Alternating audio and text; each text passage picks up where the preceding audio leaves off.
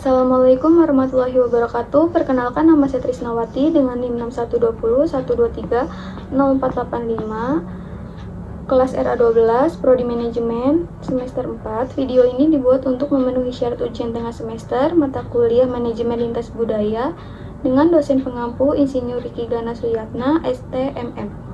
Di sini saya akan menyampaikan 3 materi dan tugas resum dari pertemuan pertama hingga UTS. Yang pertama, pendahuluan manajemen lintas budaya. Yang kedua, pengkondisian budaya, status kepemimpinan dan organisasi, akar kulturisasi organisasi.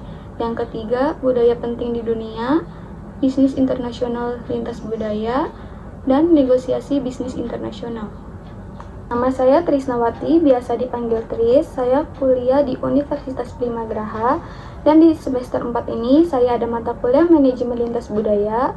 Yang awalnya saya pikir paling belajar budaya biasa saja, tapi semua pikiran itu berubah-ubah gara-gara satu momen kecil di mata kuliah manajemen lintas budaya. Pelan-pelan saya belajar buat nggak cepat ngejudge. Saya mulai lihat bahwa cara orang bersikap itu dipengaruhi banyak hal yang dalam budaya, sejarah, dan nilai hidup. Lalu disitulah saya mulai paham bahwa manajemen lintas budaya itu bukan cuma soal tahu budaya orang lain, tapi juga soal belajar memahami dan menghargai perbedaan itu. Sekarang saya jadi lebih siap kalau suatu hari nanti saya kerja di tim yang isinya orang-orang dari beda negara, karena buat saya manajemen lintas budaya itu bukan cuma mata kuliah saja, tapi bekal hidup juga.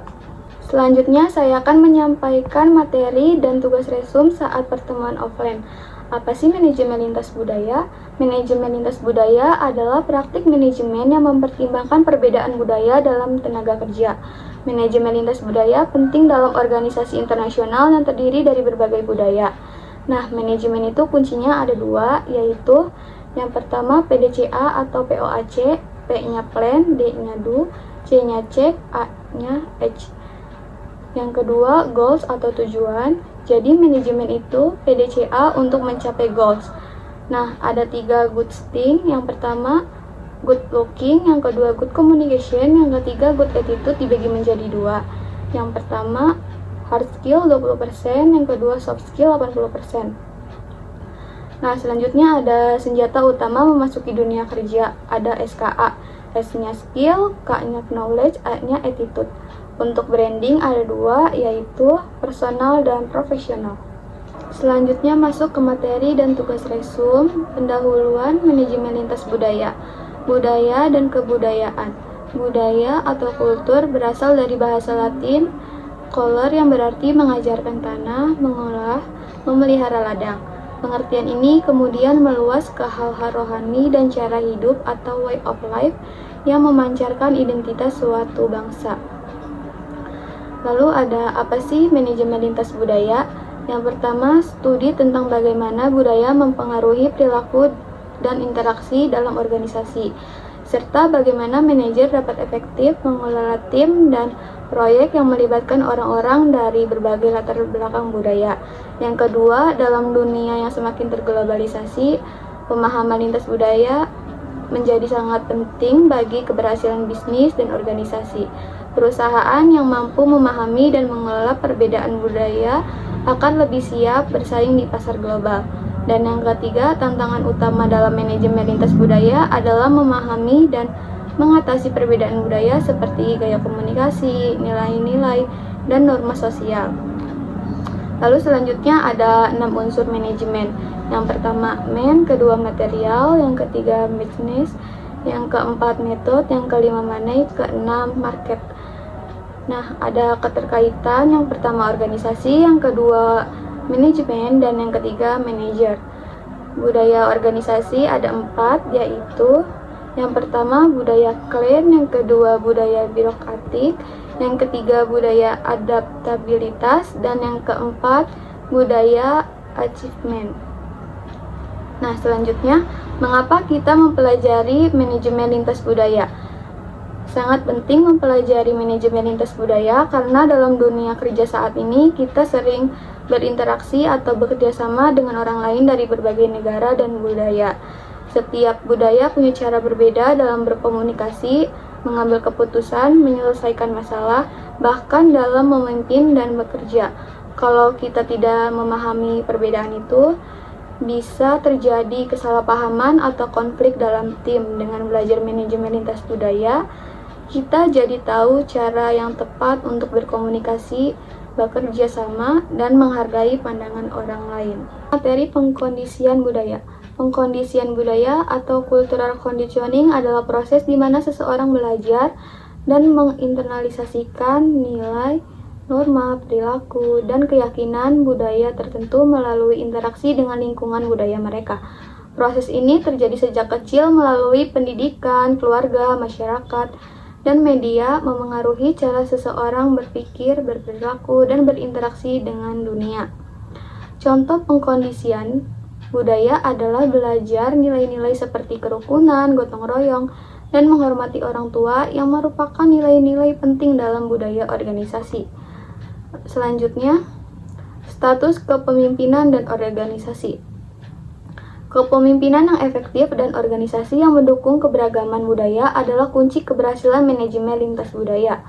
Pemimpin yang mampu memahami dan menghargai perbedaan budaya serta mampu membangun lingkungan kerja yang inklusif akan mampu memanfaatkan potensi penuh dari karyawan mereka yang beragam. Selanjutnya ada akar kulturisasi organisasi. Akar kulturisasi organisasi adalah karakteristik inti yang dihargai bersama oleh semua anggota organisasi, membentuk identitas dan kepribadian perusahaan. Ini mencangkup nilai-nilai, keyakinan, sikap, sistem, dan aturan yang mempengaruhi perilaku karyawan. Nah, selanjutnya saya akan membahas tugas LinkedIn, artikel atau makalah. Mengapa saya sebagai anak manajemen harus mempelajari budaya dan pengkondisian budaya yang berkaitan dengan kepemimpinan dan organisasi. Sebagai mahasiswa manajemen, saya tidak hanya belajar tentang teori ekonomi, pemasaran, atau keuangan saja. Salah satu aspek penting yang seringkali dianggap sepele namun sangat menentukan keberhasilan sebuah organisasi adalah budaya. Budaya organisasi merupakan nilai, norma, kebiasaan, hingga pola pikir yang dianut bersama oleh orang-orang dalam suatu lingkungan kerja. Ketika saya belajar tentang kepemimpinan dan organisasi, saya pun mulai sadar bahwa tanpa pemahaman budaya yang baik, seorang pemimpin akan kesulitan mengarahkan timnya menuju tujuan bersama.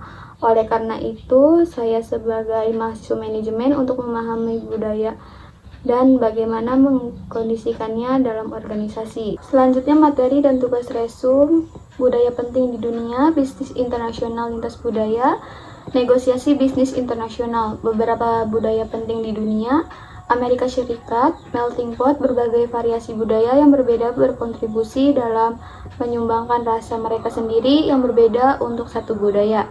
American Dream, etos nasional Amerika Serikat, merupakan seperangkat cita-cita mengedepankan kebebasan, liberty, bentuk ideal dari demokrasi, hak asasi, kemerdekaan, kesempatan, dan kesetaraan untuk mendapatkan kebebasan dalam meraih kesuksesan dan kemakmuran.